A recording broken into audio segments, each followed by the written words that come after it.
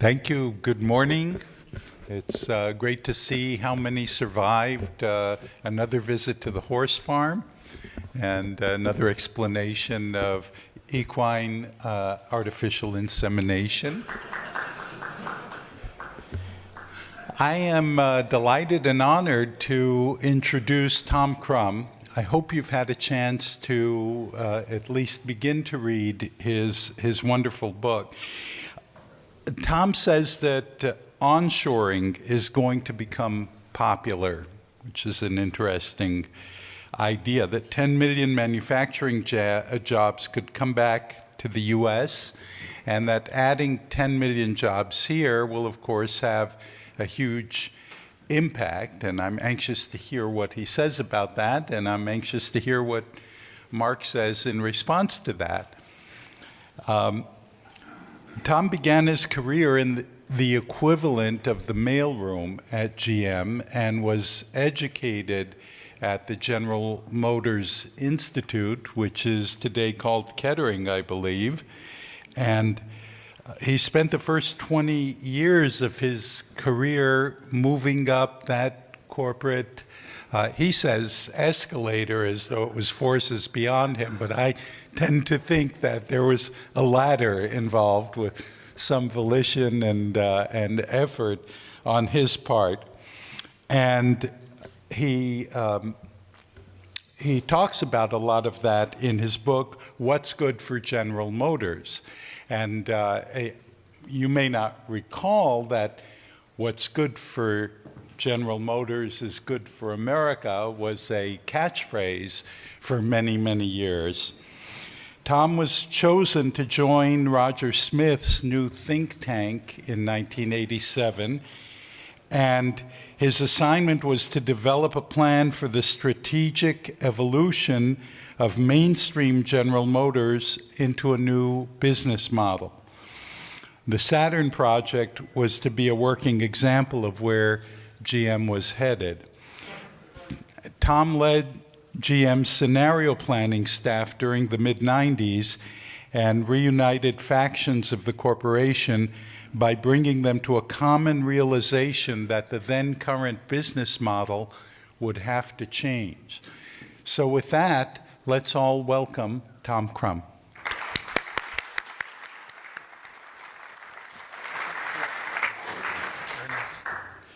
Good morning. As I was walking here this morning, it dawned on me about this time of year 50 years ago.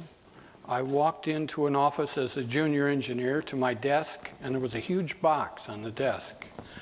And I worked for a supervisor who was a former MP in the Marines. He was a sort of a stiff fellow, and I looked at him, and I looked at the box, and he just said, figure it out. Inside it was an Olivetti desktop computer with a little magnetic card with 64 lines of code. From that, and from everything I did for the next 35 years in operations and in corporate staff, I've got to say that engineering software solved problem after problem. There were so many things that were worth hundreds and hundreds of millions of dollars because engineering software enabled people and engineers to do things they couldn't do before. So I'm glad to be here, and I'm delighted to talk with you.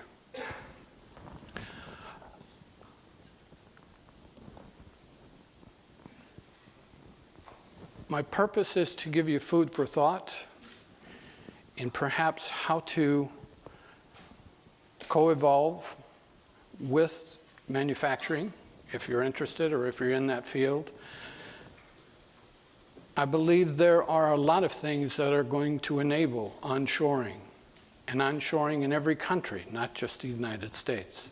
More and more people are going to be capable of manufacturing their own goods in their own country. At the same time, there are successes. There are also things that hang around way too long, and they don't get resolved or get put into a back seat. What I want to talk about during the 4 years of research and writing the book,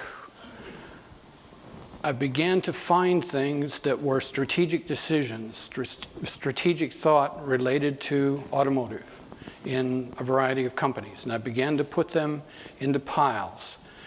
And what I came up with is what I call 10 piles of strategic thought that you should consider before you go into the business. And I begin to call it back of the envelope thinking. So I'm going to use this outline to explain 3 problems or 3 stories. They were big decisions that had long-term impacts. And I'll try and explain it with strategic thought rather than a story. But to do this, I want to start with the magnitude of what I'm talking about. Joel alluded to it when he said 10 million jobs. If you look at the U.S. imbalance of trade, it's a negative $500 billion. That, on the political campaigns, they're all using that number, and that's how they arrive at it. Notice that the goods is a negative $750 billion. That's a lot of money, and to put that in what I call handleable or manageable numbers, if you say that a well-paying job is $75,930 a year, and you divide that into $750 billion, you get 10 million jobs. So if America gets back to making its own goods, there are that many jobs in the balance or in the swing. And in automotive manufacturing, we use a multiplier of 8. Every job in manufacturing creates 8 more in the community. A dollar changes hands 8 times before it leaves town. There are currently 140 million jobs in this country. Manufacturing could drastically change the employment picture and change that 140 million, many of which are low-paying jobs, into something much more significant. And that multiplier of 8, to give you an analogy, when we built Spring Hill, Saturn built Spring Hill in Tennessee, the population of that town was 1,200 people. By the time they had built their complex and it's operating, the population of that town today is 36,000. That's a multiplier of 30 when manufacturing comes to town. But I'm using 8. I believe it's conservative.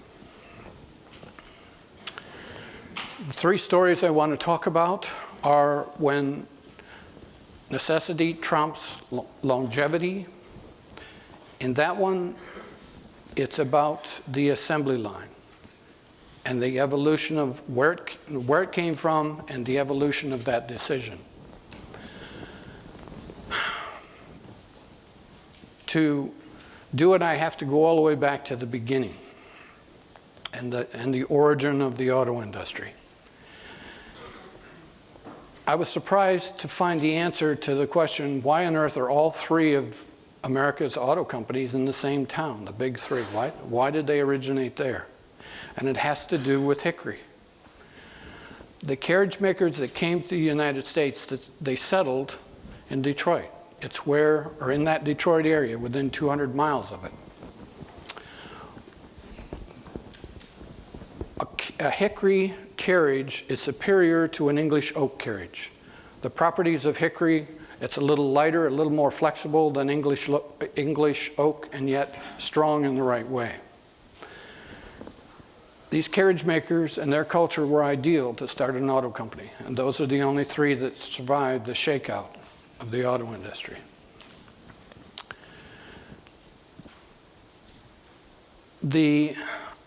There were 142 entrepreneurs that tried to start an auto company in the first decade. That's 1893 to 1902. Henry Ford and Clara, Rockwell captures them thinking, and they had to be thinking, because 142 have already failed, and they're going to try and do the same thing. How on earth can you make an auto company work? The only ones that were surviving were carriage makers dabbling in automobiles. And that's not the same as you live or die with an automobile. If I take my back of the envelope, and there were only 8 items at this time. There weren't unions and there weren't imports yet.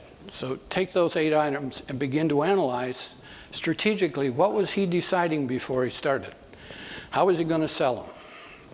Well, his sales approach was not, I'm sorry, the carriage maker's sales approach, they would advertise, they would get you to choose one in a showroom or out of the catalog, send it in, the ad along with your money, and 10 months later, they'd deliver a carriage.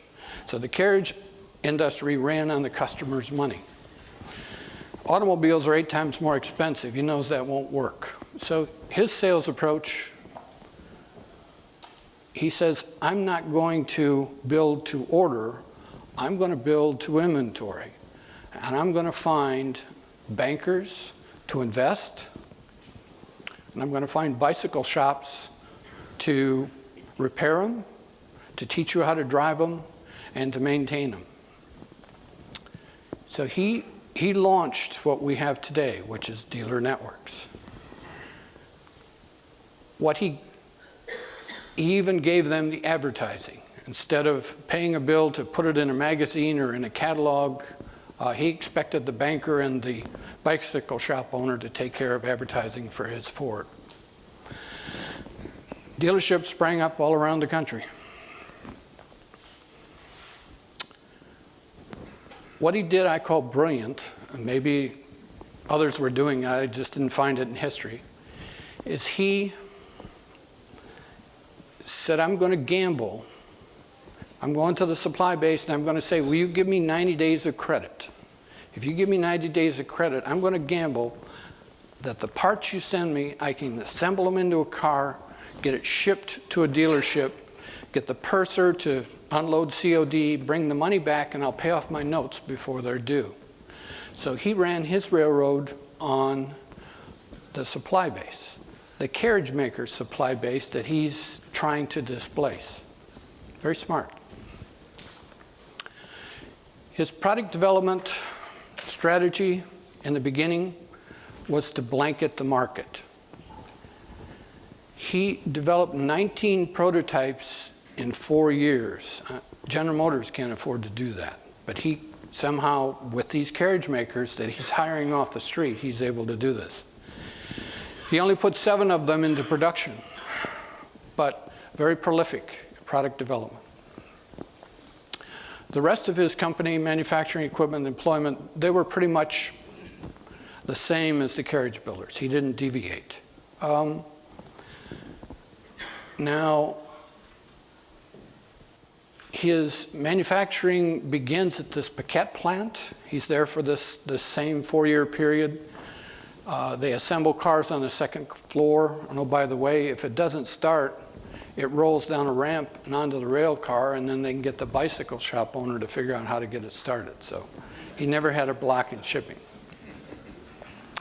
The inside of the factory, it's a system of stages. And in this building, he's got room for 15 stages, putting a chassis together, and then they push them down, and 15 stages, put a powertrain in it, and then they push them down, and they put a body on it, and then they push it out the door. So teams in each of 3 stages, 4 people in a team, and they're building 60 cars a day, and by the end of the 4 years.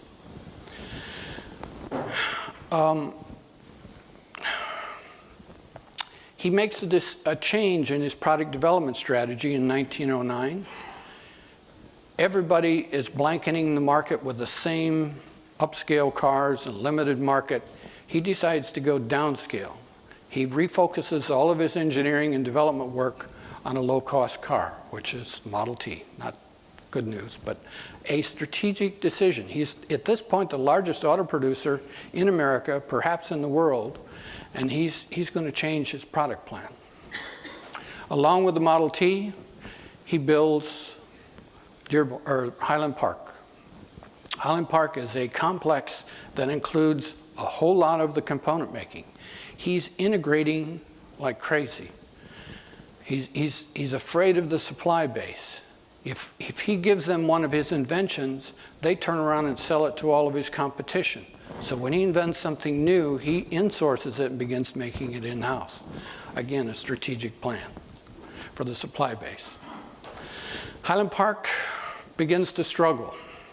Can't keep up with the volume. He goes into doing things in batches, and as near as I can tell, he got to where he's using 60 in each batch. And the problem with the batches is the bigger the batch, the further you got to push that chassis out of the way so you can go back and start on the next one. So distance became his enemy. He begins experimenting with the assembly line, 1911, 1912 at the Piquette plant, though he's now running out of Highland Park. And he avoids making this decision for 2 years because I believe he was smart enough to know it was going to be a problem. The assembly line's actually a mistake. It's a terrible mistake. Being an industrial engineer and having been assigned to an assembly plant, I can tell you the amount of time that people spend walking back to the next car and the line balance issues if you can't smoothly give every operator an equal amount of work. You're lucky to get a 50% efficiency compared to a team in a booth doing the whole assembly. So he now has to change his manufacturing system. He needs more cars. And he introduces the assembly line. In 30 days, they convert Highland Park to this river of vehicles and components that all flows together. Within 90 days, he has a walkout. 12,000 of his 14,000 people, his craftsmen, walk away. Boss, I can't mentally do this anymore. I'm going back to making carriages. He rehired 3 times that year, and nobody would stay. Within 2 months, they're gone again. His personnel department must have been overloaded constantly, trying to get enough people to keep his line running. In December 1913, he circulates a flyer outside this region of carriage makers. And the flyer in the newspaper says, come to Detroit, make the big money, $5 a day. And there are still people I've run into who say, he doubled the daily wage because he wanted his employees to be able to afford to buy one. No, he couldn't get anybody to do the job unless he paid a whole lot of money. And that's still true today. You've got to pay a lot of money to have someone give up their mind and do a menial task. And there are places in the world I'm sure you've seen where that's a real challenge. When he put in the assembly line, he had to change items 4 through 9 on his strategic plan, his business model. His product development, he couldn't get it done in the factory in the midst of the manufacturing guys anymore. The manufacturing system is an assembly line. The equipment is different. It has to track along with the line if it takes time. His employee development stops. It's now mindless tasks. You don't need employee development. And his research and development also moves outside the factory. You don't go into the middle of production and experiment anymore. When he circulated that flyer, people came in droves. He had lots of people to choose from.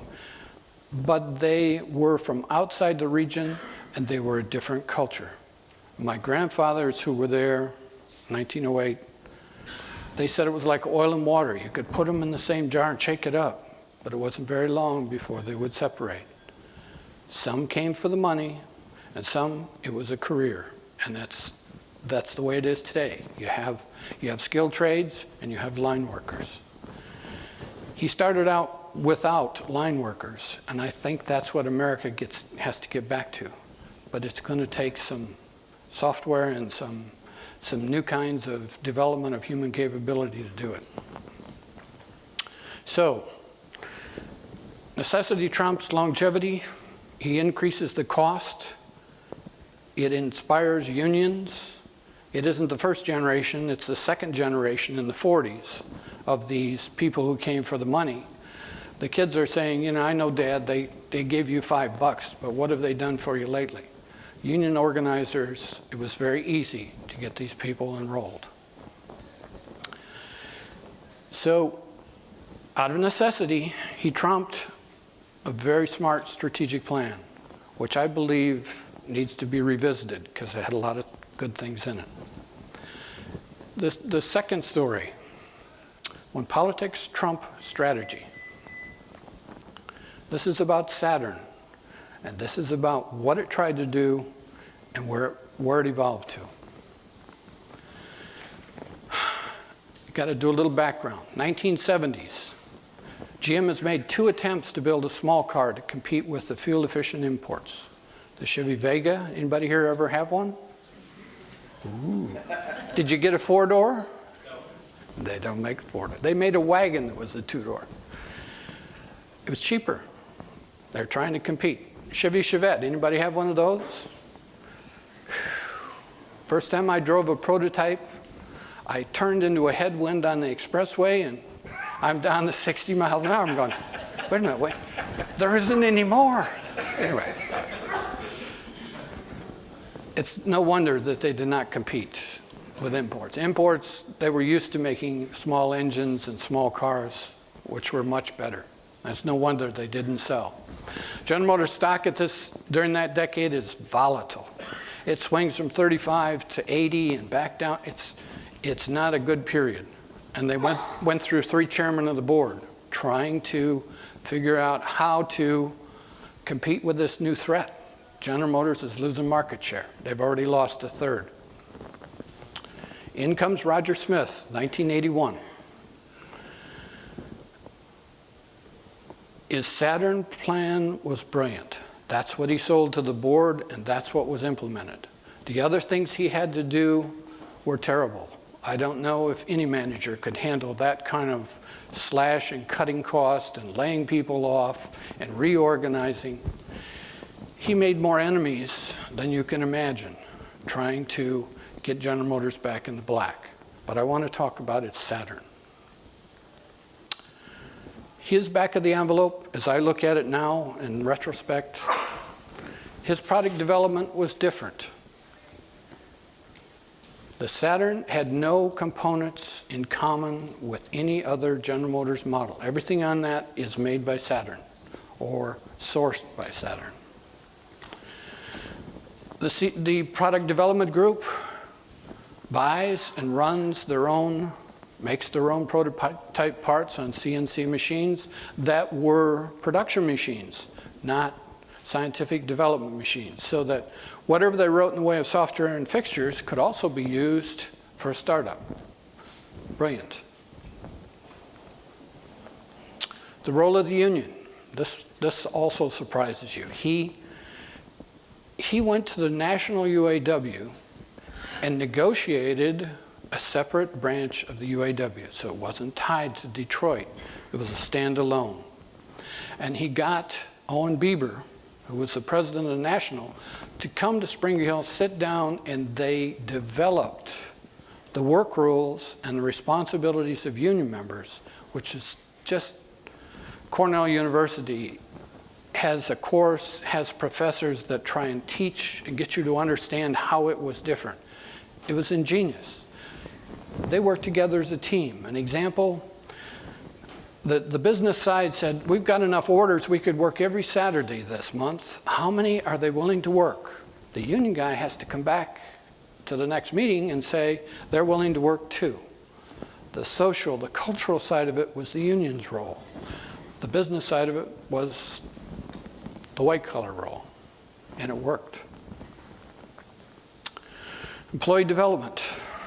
This you see a lot of now. You have online systems, you have courses, you get points or awards for taking courses and learning things.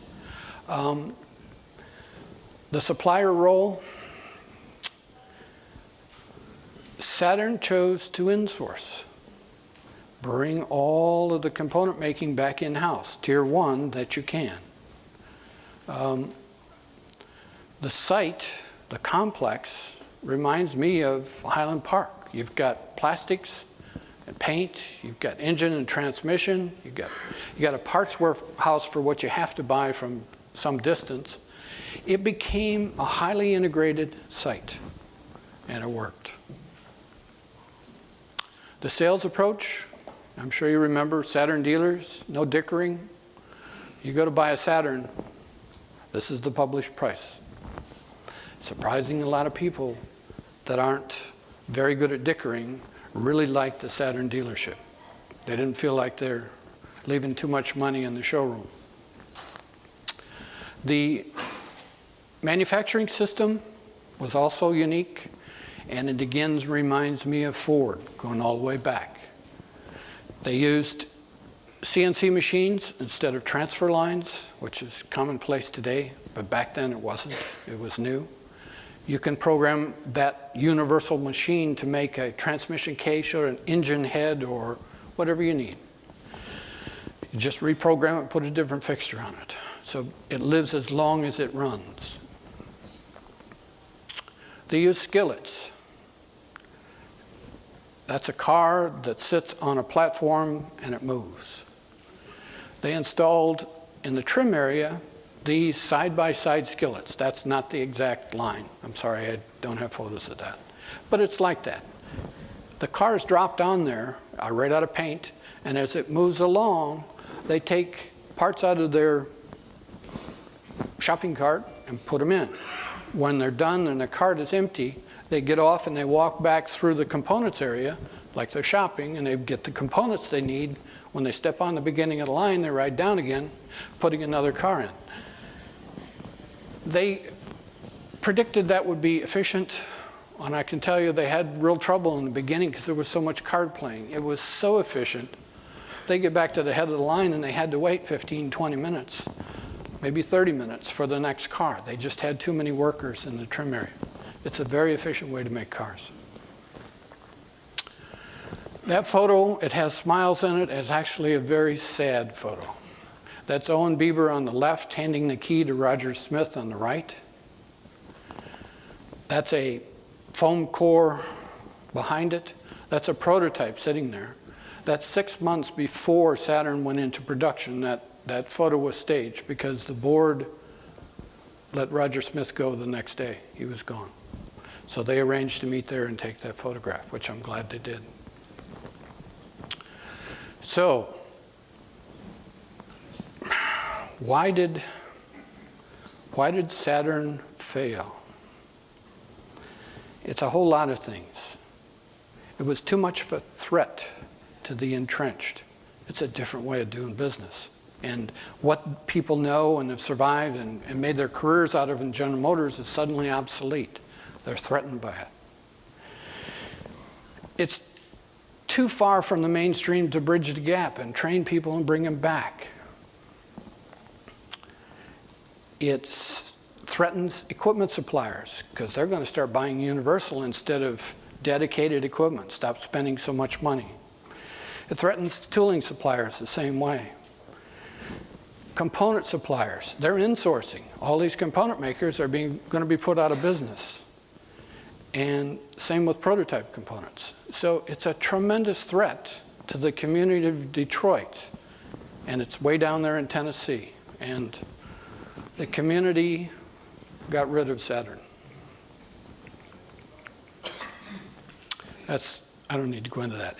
There's a whole lot of thinking around how it was different and what it would take, which I've been trying to figure out. What could you do to bring Saturn back or to bring a new business model back like Saturn from within an existing company? If it's a startup, it's easy because you don't have any bad habits. But if you got to change an organization, it's a head scratcher. Third one, when rules without feedback cause problems. This one's not about automobiles, this one's about economics. And Mark's going to help me explain this one when he comes up. Mark Anderson's next.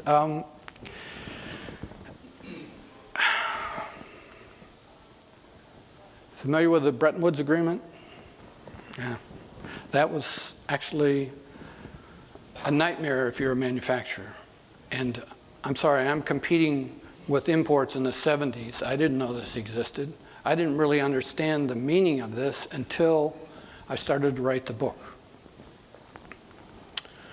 It established the IMF and the World Bank. And what they're going to do is war reparations. In the midst of World War II, the Allied countries get together and sign this agreement. And what it does is it pegs exchange rates sufficiently high enough that Allied countries will want to buy goods from Japan and Germany. And those countries will bootstrap themselves and come back to balance rather than risk World War III, which makes total sense. And that way it is brilliant. But it had no exit clause. They hadn't thought through how on earth we're going to get out of this once we get into it. The yen is pegged at 360 to the dollar. This morning, or when the market opens, it'll trade at 108. Okay, that's quite a difference. The German mark was pegged at 4. I'm just going to talk about Japan. And I'm going to use 120 to be conservative and make the math easier. $1 equals 120 yen. Suppose the cost of making a shirt is $24 in America. In Japan, it would be $28.80. Now, that shirt ends up on a table in that country, and it sells. That's the going price. Now, if you can get online and order a shirt, and the shipping is free, then a $24 shirt in America is a 28.80 yen shirt in Japan, and vice versa. Now, overnight, somebody signs an agreement, and they say the currency rate, exchange rate is this. Now, what happens to you as a manufacturer? Well, I didn't even know it was signed. I didn't read it till Sunday when I saw it in the paper. It still cost me $24 for a shirt, and I can still sell them for $24. And the same is true in Japan. The Japanese manufacturer says, you know, so what? But somehow we get encouraged. Nation building, start trading. Well, now, if the Japanese shirt is sent to the United States, what's the price on the table? Anybody? $8. American consumers, geez, $24 or $8? Looks like the same shirt. I'll try it. It probably isn't color fast. The thread will dissolve in the washer or something, but lo and behold, that's a good shirt. So the same, it's kind of like the one I just bought last month from Japan because I liked it. If you send the American shirt to Japan, it's $86.40. The Japanese won't buy our shirts. Well, I wouldn't blame them. They probably ship it back with a shipping label on it saying, I changed my mind. The price went up. That's the yen-dollar ratio since 1960, and it goes all the way back to 1944. 360 to 1 was the peg, and it stayed in place for 27 years. And then it wandered down. In the mid-'80s, with Ronald Reagan, he's stepping in and saying, wait a minute, this exchange rate is hokey. The Plaza Accord, he begins to sign new legislation and change this to make that yen float. And by 1990, the yen floats. And since then, it's floating somewhere between, 90 and 120. Right today, it's 108. Now, the reason I highlight 1974 is because that's when I was trying to cut the cost in Chivvy's. The general manager's staff meeting every month begins with me. He's got 120,000 employees, 26 plants, and he wants to know how he's doing in cost cutting. And I have to stand up and testify.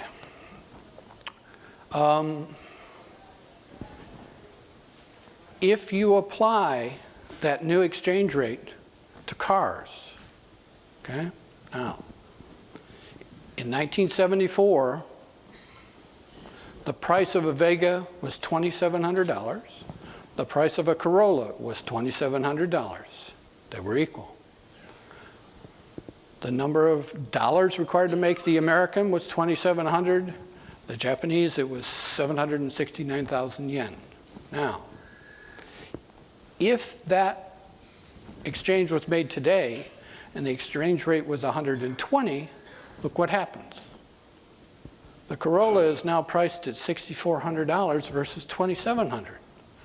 Yeah, it's only got 2 doors, but you know what? 3 times the money, I'll take the Vega. That kind of thing is happening today. This isn't yesterday's news. It's not about wage rates, it's about exchange rates. We have to do a better job of preparing who we send to that poker table, because the chips they're playing with are American jobs. And they're on a big table, and there are big players at that table, and they're not winning. We've lost a lot of things. Segments of manufacturing, we don't buy American anymore. They don't exist, most of them.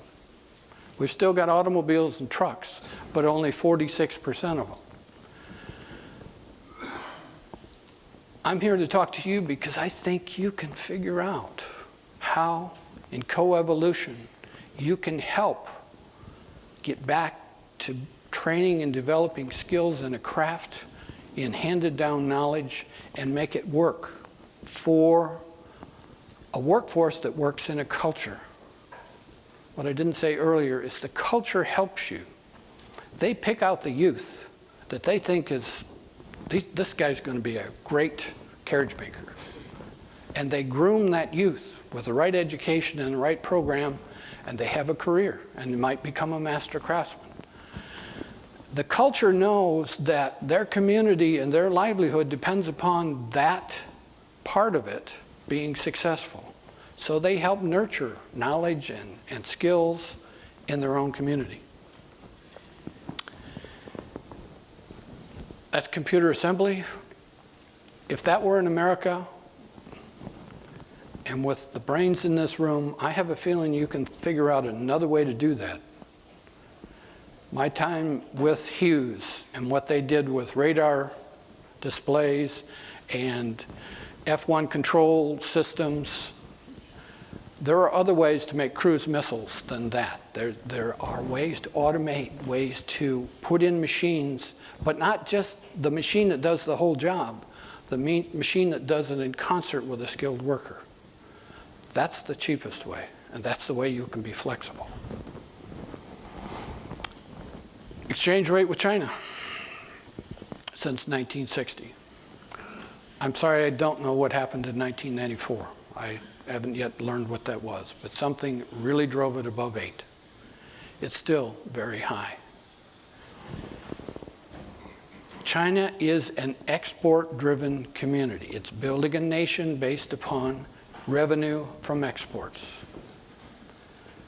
How that works, if the currency exchange is not with the World Bank, but it's with the central bank, if you pay dollars for a Chinese good, those dollars go through that central bank and get converted into yuan. And if you can raise the price because it's a good product, then more dollars are paid for it, but the manufacturer tends to get the same number of yuan as he did before. Manufacturers compete on volume. You give me enough volume, I can make lots of money. I can buy the best of equipment and really speed this whole thing up. So exchange rate is a way, if you get a margin between selling price and what it costs to produce, and the manufacturer is happy with the increased volume, then you can generate revenue to build new cities, to build new infrastructure, to build a nation. Exchange rates are hugely important, and we ought to be a lot better at playing that game of poker. A strong economy and a strong manufacturing sector go hand in hand. There's a better way to do that, and we ought to figure it out. Thank you very much.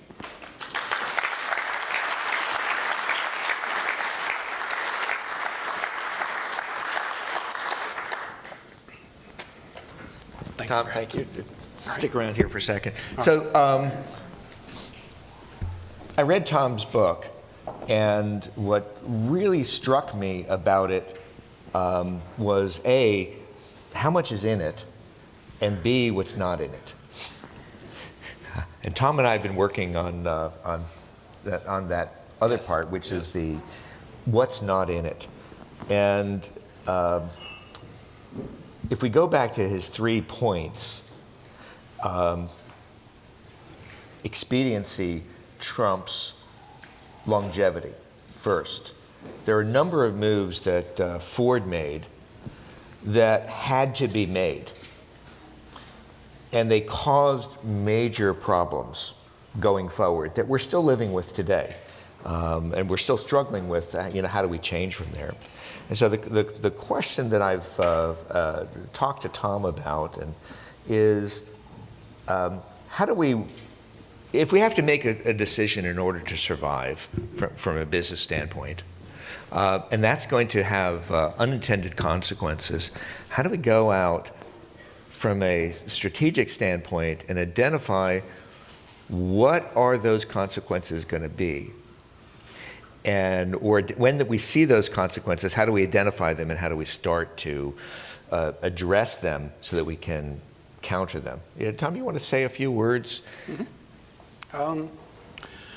After my assignment to try and figure out how to put the Saturn business model into the existing General Motors, which I failed at, I just couldn't overcome the mountains. I stuck around in strategic planning and was asked to run a new staff they called scenario planning. And scenario planning was surprising. GM Research developed a step process. All I had to do is administer 40 people who were some of the best minds in General Motors in a room for 3 days. And what we came away with were 4 scenarios that were all encompassing in that list of strategies and in the breadth of General Motors. And each one fit together like a glove, but they were different. You take those 4 scenarios and you take them to the individual segments of General Motors and you say, suppose this is the future.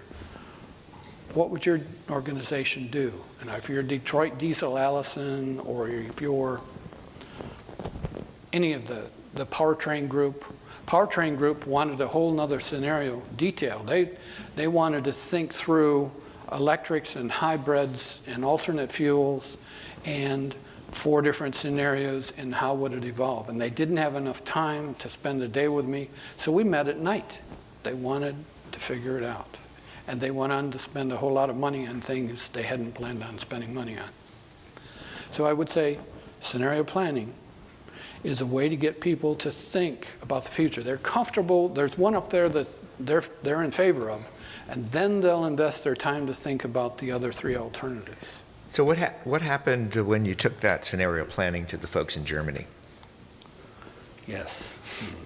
I did one with all of the General Motors sites and organizations in Europe. And we had a set of 4, and there was a large contingent from Opel that said, no, wait a minute, no. We want to do a separate one, a 5th one, a negative scenario. These 3 are all the same or better. We think you need one that's negative.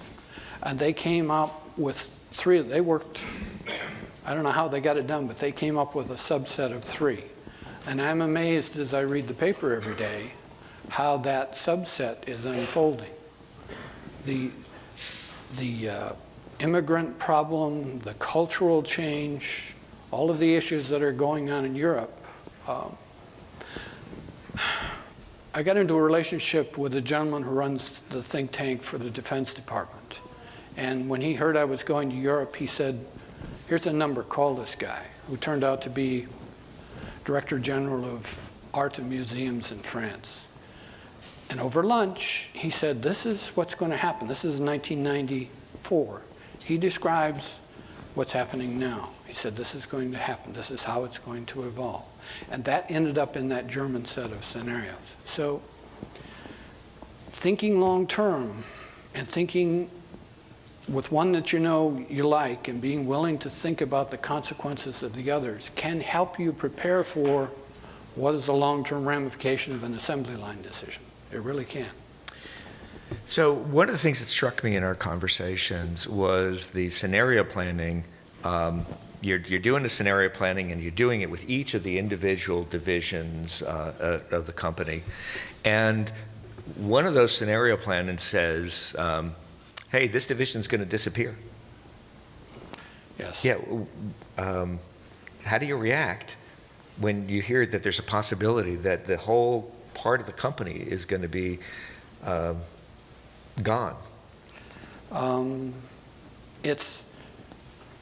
It's almost something you don't want to know, because they begin to jump ship to go somewhere else. But if 3 out of 4 scenarios say they're not going to need large diesel engines anymore, they're going to go electric drive, then you begin to think, well, maybe I ought to change my career. So, Well, if you're a company, what you want to be thinking is, if this scenario has a reasonable possibility of happening, how do I transition to position myself for the next time? Or do I just milk it till it dies? And that's the role that scenario planning takes. The Saturn story is fascinating. Brilliant idea, well executed, got everything right, but the story always is culture trumps strategy, or eats it for lunch. And the blindsiding of Saturn by the lack of looking at the vested interests of the other players had completely wiped out all of the value proposition. Yes, it did. At Saturn. So, how do we do scenario planning, or how do we think about that to incorporate culture into our understanding of expectations? In other words, you can't just do it perfect. You have to also deal with this context. in my opinion, it's like the Director General of museums. You've got to involve a sociological element, a medical element. You've got to involve a cross-section of the community to get a good sense of the social impacts or the cultural impacts of what you're deciding to do. And finally, that the lack of the control loop on the Bretton Woods agreement, that they did put a brilliant idea in place, but there was no, okay, that's enough. Yeah. And so how do we build systems that have control systems in it? So at this point in time, can other runners, any questions for Tom? Peter, let's stand up, please. And Mike's coming to you. So thank you for the presentation. I had one question. In all 3 of your scenarios, you're arguing pretty strongly for integration. Ford, integrated plants, brilliant. Saturn, integrated plants, brilliant. And yet today, if you look at Boeing, it's gone the other direction. We depend on suppliers. If you look at the automotive industry, we depend on the Goodyears and Danas. If you look at the electronics industry, even the software stack is outsourced. How in the world can we possibly get to integrated manufacturing from where we are right now? Is that still kind of a viable recommendation? I think we've got to look at rethinking the hiring of, it's in the book, business school grads. Business school grads who learn merger, acquisition, and divestiture. General Motors sent me to Harvard, to Northwestern, and to Wharton. I understand the language, I can speak the language, but that's not, I'd rather see a craftsman who understands the culture and where is that knowledge that you can't learn in a textbook, and foster that and develop it. Then you can integrate, because you have a broader and broader base of talent and skill.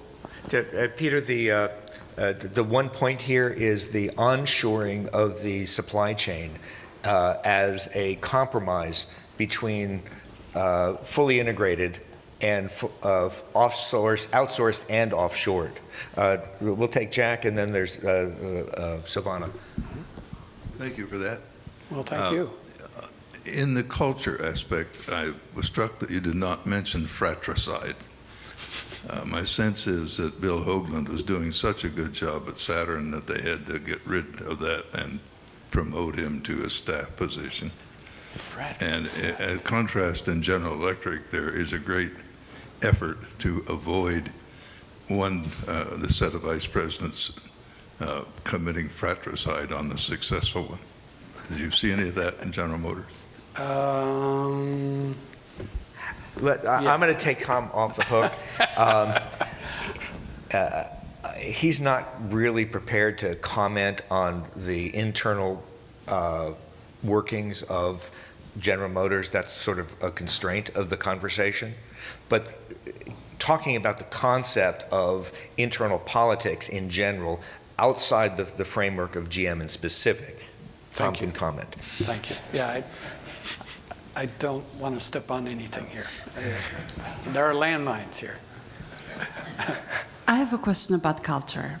Mm-hmm. You mentioned craftsmanship. Mm-hmm. And looking at our newer generations, there is more about computers and social media than about craftsmanship. So if it's been a while since the manufacturing jobs have gone away, mm-hmm. And granted, my experience is in big cities. I don't know what the rest of manufacturing cities in America are right now, but I get the feeling that it'll be tough to bring those millennials back to craftsmanship and away from their computers. Yes. What's your thoughts on that? My wife is a teacher, and she says, no computers until you're 12, if you can possibly do it. She's an art teacher. The creative mind is a young mind. And until peer pressure folds in on them, they're free and they create and they evolve. Their mind gets broader. Yes? Most of that. I'm 7 and 10 years old, and I've been always looking what's the right balance. I think we need to deal with the reality, and the reality is they are there. The computers are there, the iPads are there, so what do we do with it? And how do we kind of find that balance? That's my question. Well, I have 7 grandchildren, and my kids limit the time. It's a certain amount of time per day, or it's a reward or something, so they're excited about it. But the rest of the time, let them be bored. You'll be amazed the games they'll come up with. They have a game that all 7 of them play, and they age 3 to 18. They figure out a game. Everybody has fun. So. Okay. My view is give them Legos and magnets and then leave them in a room. But that's Don't let them eat the magnets. okay. We'll take David and then Chris and then Brian will get last question.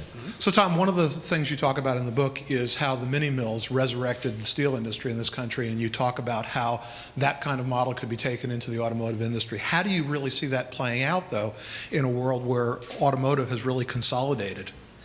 Okay. You want to talk about locomotives? Yes. And as I've recently learned, Tesla as well. I met Ken Iverson in the 80s here in Washington. And he was talking about adding on to the number of Nucor plants around the country. He said it's their company. I just work for them. And scaling it down and going direct to the customer is so much more cost effective. And that's why, by the way, Nucor has 65% of the U.S. steel market today. It started with that idea that the employees will learn, evolve, and compete and share in the wealth. I'm sorry, the second? Well, I mean, how do you see that play out, though, in an automotive industry where really things have consolidated? I mean, even the foreign companies are now taking over parts of the big three. I mean, Chrysler doesn't really exist anymore. It's owned by Fiat. Having been through a Saturn experience, in my mind, I didn't mention, Roger Smith's let go. A year and a half later, I get a call from the lobby of the GM building. It's the head of the Saturn union downstairs saying he's been rejected. He put together appropriation to go on with Saturn and build another Spring Hill. But instead of one, build 6 small ones and spread them around the country. I sat down and tried to help him sell that appropriation. The guys were on the other side of the table, and it ended in a draw. The bitterness against Saturn wouldn't allow him to sell that appropriation. But locomotors And Tesla. It looks like Tesla in the small car is going to build a small network of plants. Fantastic idea. In fact, Yeah. that's in the book. That's the way to go. Yeah, the idea being that rather than dealing with massive, fully integrated systems, you do local manufacturing and assembly. And the idea of what Tesla is doing, and particularly what the potential is for locomotors and groups like locomotors, where you have certain aspects of the production, and you set up a group here, and you set up a group here, and you set up a group here, and you scale by replication. Can we get that mic to Brian, and we'll take the question to Pris? So you pointed out earlier that the lessons of currency manipulation are certainly not new, going back to the 40s and probably farther than that, and we're seeing it continue in countries around the world. So understanding the impact of currency manipulation on manufacturing jobs, what is being done to help educate policymakers on these impacts, and what can we do to help be a part of the influence? I wrote a book with that intent, and I will go to any meeting, and I have joined several organizations in Washington, but it takes a lot more than one voice. As I said, there's a poker game going on periodically, and the better you can prepare the U.S. representative at that table, the better the chances he has of bringing home some chips, which are U.S. jobs. So how you explain it to them from your own background, your own field, I don't know, but that's the only way I can think of it. Okay, and we have time for one last question from Brian.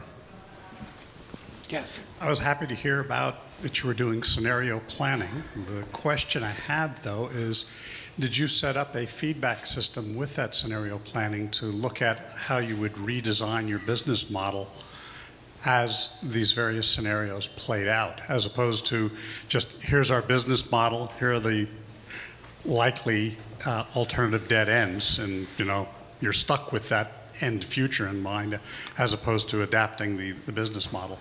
We took that set of scenarios that was agreed and created by the management. In other words, the vice presidents created that set of scenarios. The individual efforts, there were several groups, many groups that did. They went on to say, well, I fit in that one, but I don't in this, so I've got to begin to evolve in a different business direction and support this part of my organization so that I have a future. So yes, it did work. Okay. Can I have a round of applause for Tom? Thank you very much.